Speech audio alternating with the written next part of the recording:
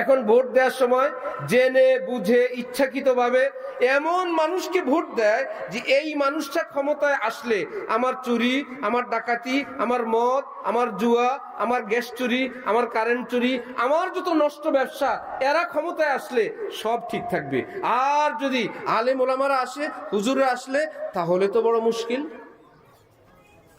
তাহলে এটাও তো একটা ছোটখাটো নিবন্ধন, ঠিক না?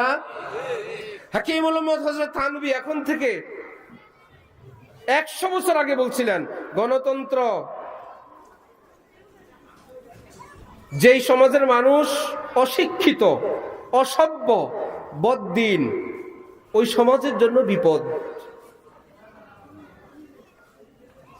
কেন? ভালো মন্দ বুঝে না। চোরেরও ভোট একটা, একজন প্রফেসর সাহেবেরও ভোট একটা, গৃহস্থেরা এক ভোট, চোরেরও এক ভোট। সে এলাকায় যদি চোর বেশি হয়, পাশ করবে কি গৃহস্থেরা না চোরেরা? ভোটার তো সবাই সমান, চোরের সংখ্যা বেশি,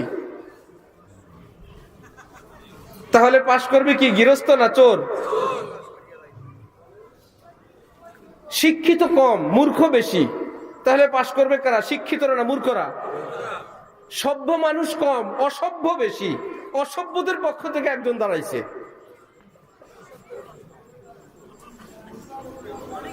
তাহলে সব অসভ্যরা মিলে সভ্যরে ভোট দিবে না অসভ্যরে ভোট দিবে?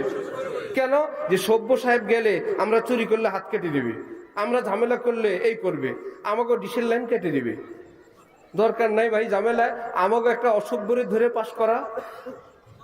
এই সব অসভ্যরা যখন সংসদে যাবে, আমাদের পক্ষে কি করবে? সংসদে আইন পাশ করবে যে বিপদে পড়ে পেটের তাকিদে কেউ যদি চুরি করিয়া থাকে, প্রথমবারের জন্য তাকে ক্ষমা করিয়া দেয়া হোক। যারা যারা এই পক্ষে আছেন তারা হ্যাঁ বলেন, সব অসভ্যরা বলবে হ্যাঁ। হ্যাঁ পাশ হয়ে যাবে না? তাহলে গণতন্ত্র কি আমাদের জন্য রহমত হইল না বিপদ হইল?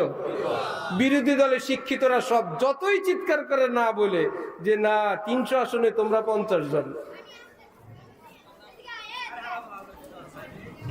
আজকের একটা দুঃসংবাদ বেলজিয়ামের, এই গণতন্ত্রের উপর সোয়ার হয়ে সমকামিতা আসছে, গণতন্ত্রের উপর সোয়ার হয়ে ইসলামের উপর যতগুলো আঘাত আসতে আসতে আসতে আসতে আজকে আসছে বেলজিয়ামে আইন যে সেখানের জিনাকার, পতিতা, ধর্ষক যাই বলেন, সেই ব্যভিচারী নারীদের জন্য সেই দেশে রাষ্ট্রীয়ভাবে সুযোগ সুবিধার জন্য আইন করা হয়েছে। কি ব্যাপার? আমি পড়লাম সংবাদটা। এই পরিমাণ আন্দোলন হয়েছে সে দেশে, এই সুবিধা আমাদেরকে দিতে হবে।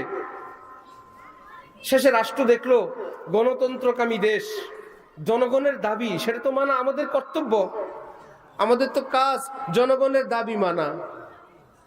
জনগণ যেটা চায় সেই দাবি মানাই তো আমাদের কাজ। তাহলে এই গণতন্ত্র তাদেরকে কোথায় নিয়ে গেল? এই জন্য আমার উস্তাদ, আমার শায়েখ, এই দেশের একজন বিখ্যাত আলেম হুজুর, তিনি বলেন গণতন্ত্রওয়ালাদেরকে সেই তন্ত্র করতে দাও, সমাজতন্ত্রওয়ালাদেরকে তাদের তন্ত্র করতে দাও, রাজতন্ত্রওয়ালাদেরকে তাদের তন্ত্র নিয়ে মরতে দাও, আর আমাদেরকে মাওলা তন্ত্র নিয়ে থাকতে দাও। মাওলাতন্ত্র আবার কোনটা? তোমাদের গণতন্ত্রের সঙ্গে যেগুলো মিলে আমরা দেই, আর যেখানেই দেখবো যে আল্লাহর কথা আর গণতন্ত্রের কথা ভিন্ন, সেখানে এইরকম গণতন্ত্র কয়েক হাজার বার আইন করলেও আমরা তোমাদেরটা মানবো না, আমরা আল্লাহটা মানব। আল্লাহ আমাদেরকে দ্বীনের বুঝ দান করেন।